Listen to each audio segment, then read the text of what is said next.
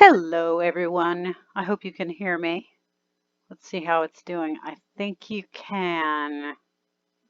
All right, so here we go. I've got a little thing to show you, a little trick to show you, and it's how to get everything in off of a census record when you're not clear exactly who's related to whom and exactly where to put them in the tree, and things can get a little weird. Okay.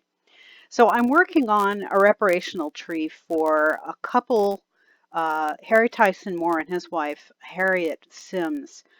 They were living in Florida and they wanted to buy a house in a primarily white neighborhood. And so a white couple who were members of I can't remember what organization, I can't remember what organization. Anyway, they were leftists, and they were like, well, okay, here's what we're going to do. We're going to buy the house and then we're going to sell it to you. And that's how you're going to be able to live in this neighborhood. And we're going to integrate this neighborhood.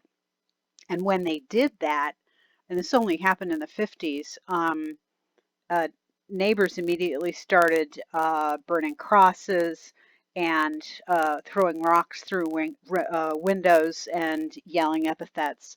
And the couple tried to make it work. She was pregnant at the time.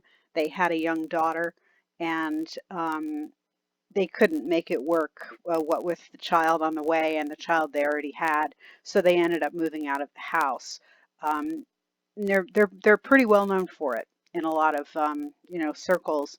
So I decided to do a tree on them and to give it to their descendant daughters, and do the thing that I usually do, put it over onto Family Search and then give them access. So I've been working this, and I got to a place where I figured out that when Harry Tyson Moore here was 4 years old, he and his mom were living in a boarding house, which is pretty grim. And that makes you wonder, well, what happened to Dad?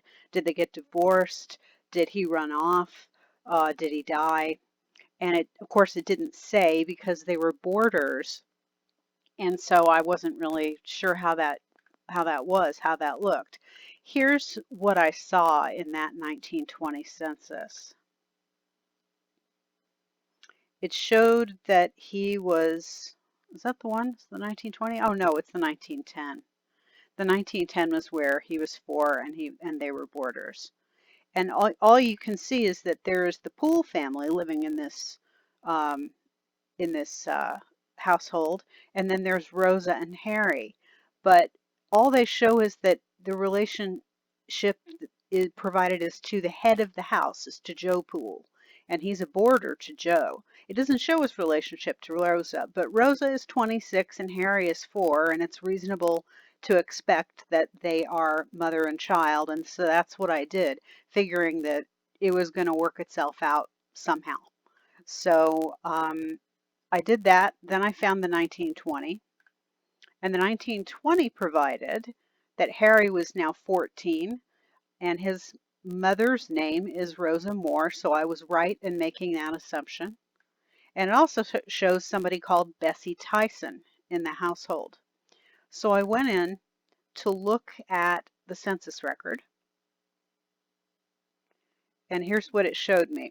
Now, it shows, because it's not a boarding situation, it shows the relationships.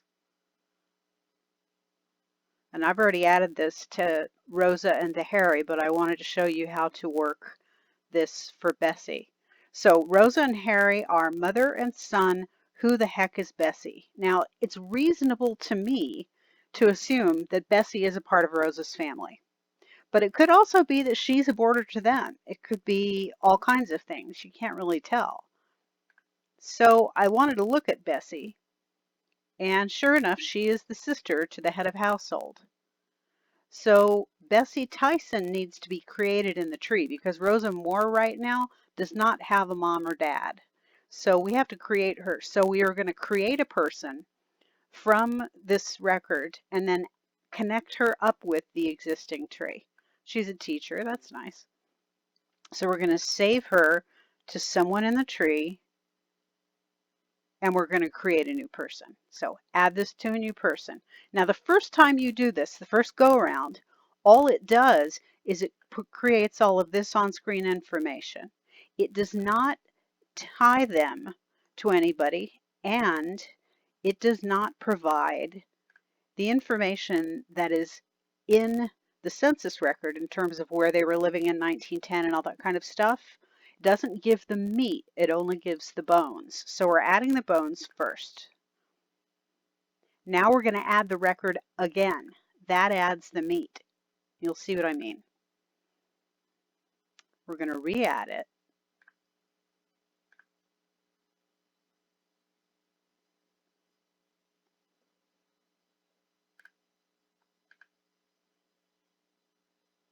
Now, you see what I mean?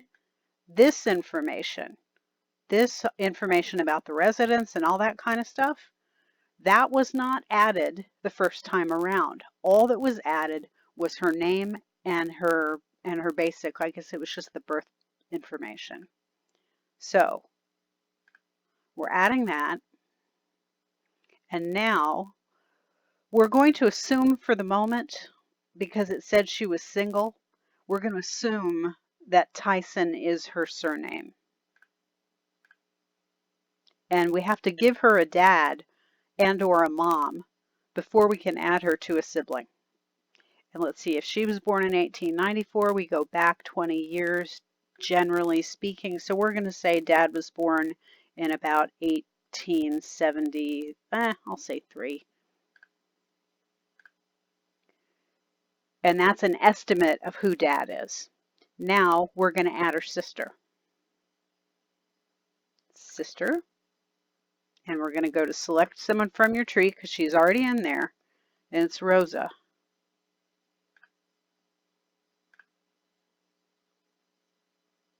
And now I'm going to change Rosa's maiden name to Tyson, and we're going to see if that pops anything.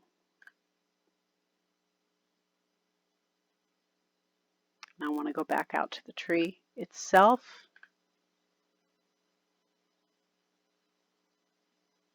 Oh, it's so pokey. Y'all, I'm having so many problems with Ancestry. I know you are too, but it's just got blah. It's making me crazy. Okay, now we've got 4 Ancestry hits here, little hints. There we go. Tyson, Y, with a Y. It's what I expected.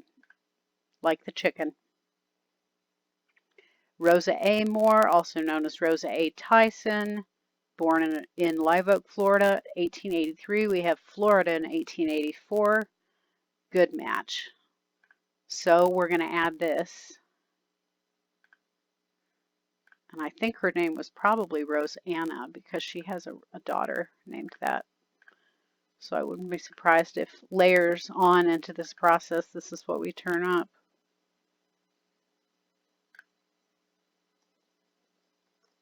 Now, format-wise, of course, I'm making this ready for family search. I'm not using the more abbreviated forms that are accepted by Ancestry. That right there, well, looky here. Isn't this a big, fat, juicy Rosetta Albertha? Oh, that's a fantastic name. Suwannee, Florida sounds right because that's where Harry was born. And also we're looking at father Homer, mother Nellie, and those are both popping. Stephen John. Let's see what else is here. Yep, here we go. So now we're laying in the rest of the layers. So, you know, sometimes you have to do these things that seem extremely non-central in order to be able to find the data you need to go straight back. And that's why I call it shrubbing, because you have to go sideways to go back. And this was going to let me go back another generation on the Moore family, as well as on the Tysons, and get back further from the one of the subjects of this tree, Harry Tyson Moore. And isn't that grand? So I wanted to show you that. That's how you do it. You have to kind of keep turning the prism and looking at it from all sides and all angles so you could catch all the colors. And that's the only way that we can really do this in order to do it properly. That's how we should do it in every single tree, but especially in reparational genealogy, there are so many breaks and shatters in families with parents going away to find work, or mom's leaving, or dad's leaving, or mom's or dad's dying, or all different kinds of things, that this is the most important thing that you can do, is to continue to work a record until you're just absolutely freaking sick of it and you've done everything that you can to it. And that's today's lesson. Have a good one.